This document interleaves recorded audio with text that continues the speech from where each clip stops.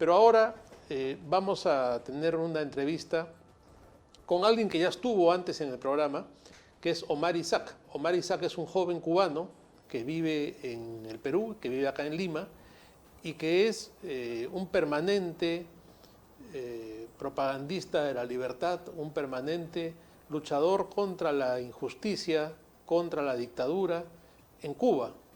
Él sufre a la distancia los atropellos que la tiranía comunista ha hecho el pan de cada día de los cubanos.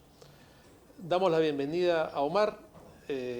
Omar, buenas noches. Gracias por estar con nosotros en este momento en que es muy importante lo que está sucediendo en Cuba, ¿no? De caer la dictadura comunista de Cuba, eso va a influir en todo el continente y probablemente implicaría la caída en cascada de toda esta tiranía comunista que pretende apropiarse de Hispanoamérica, ¿no? El caso de Venezuela probablemente también se vería afectado y veríamos qué sucede en el Perú. Para ir entrando en materia, yo te quería leer un tuit que ha publicado Pedro Castillo, quien pretende ser presidente del Perú.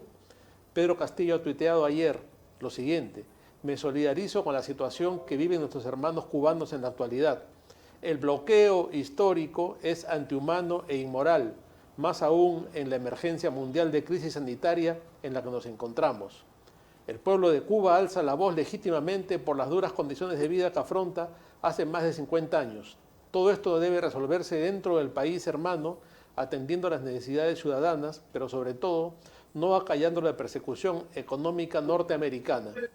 Nosotros como país latinoamericano resguardaremos su soberanía apoyando su impostergable integración económica. Esto lo ha tuiteado ayer en la noche Pedro Castillo, después de reunirse con Vladimir Cerrón. Obviamente es probable que el propio Vladimir Cerrón se lo haya dictado, considerando las limitaciones que tiene para expresarse el señor Castillo. ¿Qué opinión te merece este asunto, Omar?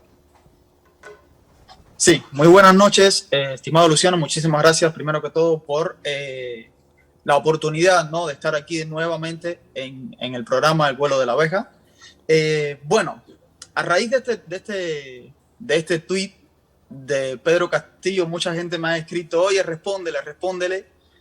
Pero no, yo creo que no es necesario responderle a estos que prácticamente desconocen acerca de la situación de Cuba, o quizás sí conocen, pero se hacen los que no saben, o se hacen los que quieren y no quieren decir la verdad. Yo creo que el bloqueo, todo el mundo conoce que es una gran justificación de la propia dictadura cubana para maquillar todo el desastre que han hecho durante todos estos años, más de 6 décadas ya, en la isla de Cuba. No existe ningún bloqueo, lo que existe es un embargo económico por parte del gobierno de los Estados Unidos que asfixia los monopolios que están en manos de los militares y de la cúpula comunista. Pero tal embargo no le prohíbe al régimen de Cuba comerciar con países como Rusia, como China, como España, y son más de 100 países con los que Cuba puede comerciar, solo que al haber una economía cerrada,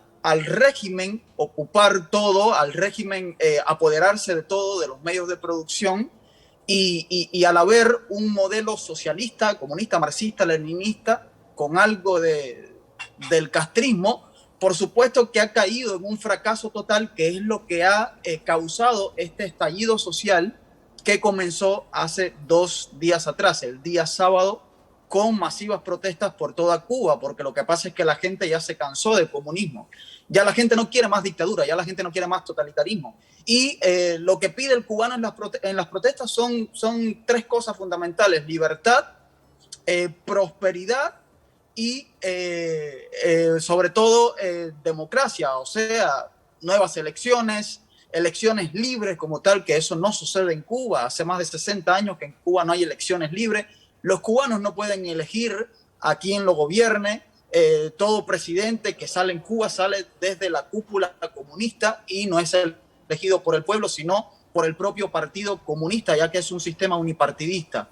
Entonces creo yo que para hablar el tema de Cuba, primero hay que ver las causas de este embargo económico que ya, repito, no es un bloqueo. El bloqueo solamente es una justificación para maquillar los desastres de ese régimen comunista. El que ha leído un poco, el que se ha informado un poco, sabe que un bloqueo es que los Estados Unidos utilicen su fuerza militar para bloquear la isla y no permita que nada entre ni que nada salga. Eso es un verdadero bloqueo que se utiliza en tiempos de guerra. Pero eso no existe. Cuba puede comerciar. De hecho, los Estados Unidos es uno de los mayores proveedores en la isla. El pollo que se come actualmente en Cuba viene de los Estados Unidos. Entonces a estos comunistas no les gusta que alguien salga y le enfrente y le diga la verdad en su cara, y no tienen argumento para rebatir o para refutar. Omar, además también hay una gran cantidad de dinero que ingresa a través de las remesas de los cubanos que están en el exterior y que envían dinero para sus familias, ¿no? Y eso en un bloqueo sería absolutamente imposible. Claro que sería imposible, y de hecho esta es una de las, o la principal fuente de ingreso de la dictadura comunista, las remesas que salen del exterior y entran a la isla, que de hecho ellos se roban esas remesas porque le pagan al cubano en una moneda que solamente tiene valor en Cuba y está devaluada, que es el peso cubano, porque ya no existe el CUC, ¿no? Pero los dólares, los euros, que son la moneda que sí tiene valor a nivel mundial, ellos se quedan con ese dinero. Entonces, esto es un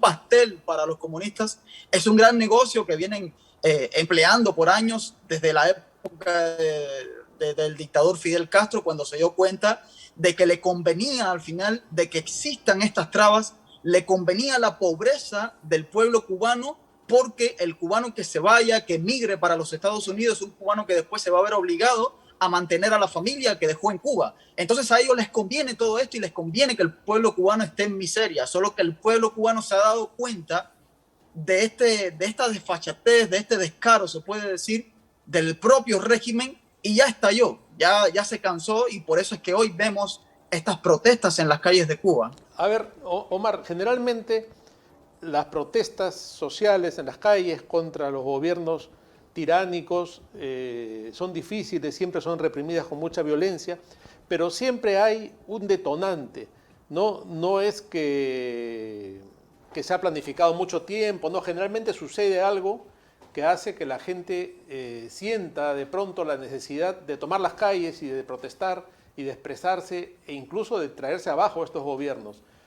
¿Cuál ha sido el detonante que ha habido en esta ocasión para que la gente en Cuba salga a las calles? Claro, han sido dos causas.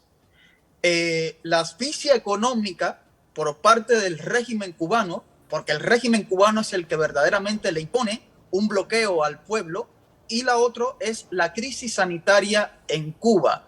Los hospitales estaban colapsados, los médicos ya no querían atender a los pacientes de COVID debido a que los médicos en Cuba no tenían recursos, no había mascarillas, no había guantes, no había nada. El pueblo cubano se dio cuenta de esto, estaban muriendo los cubanos a diario a causa del COVID, a causa de las cepas que estaban regadas por toda Cuba o que están regadas por toda Cuba.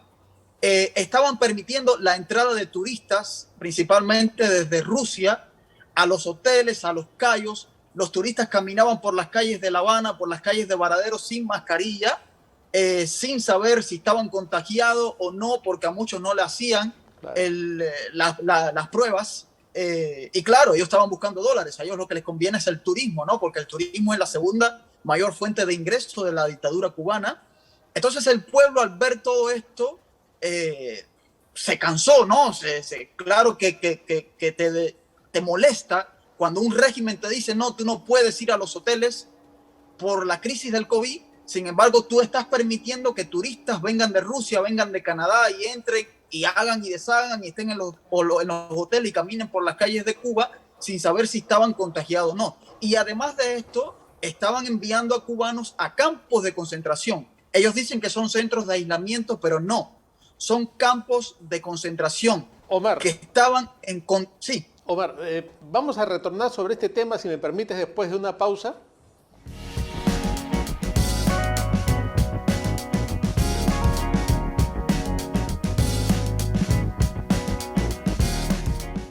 Estamos en el vuelo de la abeja conversando con el activista por la libertad de Cuba, Omar Isaac. Omar, tú comentabas el tema de la salud, el tema de los campos de concentración y el asunto económico. El tema de la salud siempre ha sido un tema de gran propaganda para el régimen cubano, ¿no? Incluso la posibilidad de exportar médicos, que ya se sabe que es una forma de explotación para esta gente, o también una forma de llevar infiltrados a otros países. Pero lo que muchos comunistas del mundo, entre ellos acá los señores Cerrón y compañía, siempre han mostrado una gran admiración por el tema de la salud y la educación en Cuba. Estamos entonces ante un gran mito.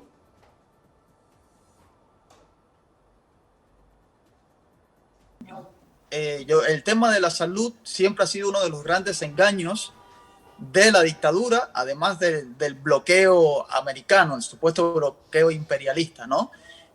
La salud simplemente ha sido un negocio, un gran negocio del régimen castrista para ganar millones de dólares, porque por cada misión médica ellos ganan entre 10 y 11 millones de dólares que le tienen que pagar los gobiernos que soliciten dichos médicos. Nada lo hacen de gratis, nada lo hacen por solidaridad, como siempre se lo han querido mostrar al mundo y sobre todo al pueblo cubano, que todavía hay mucha gente que se cree esta gran mentira. Pero si tú vas a los hospitales de Cuba hoy... Sí, en varios países sí, llegaron y luego dijeron que se retiren porque no estaba funcionando el plan que supuestamente traían para el tema del COVID, ¿no es cierto? Así es que muchos van... unos son médicos que no tienen experiencia. La medicina a nivel mundial ha evolucionado, se ha desarrollado, y en un país donde no hay desarrollo, donde no hay evolución, tampoco evoluciona lo que es la medicina ni estos ámbitos como tal. Entonces enviaban médicos sin experiencia, y otra es que en las misiones iban agentes de la seguridad del Estado cubano,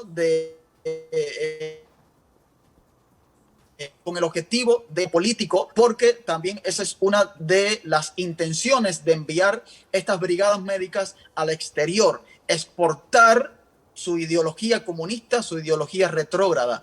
Entonces muchos gobiernos se han dado cuenta ya de esto y han demandado al régimen cubano por esto, ¿no? Porque prácticamente le están vendiendo algo que no existe, algo que no es verdad, algo que ha sido un completo engaño durante todos estos años.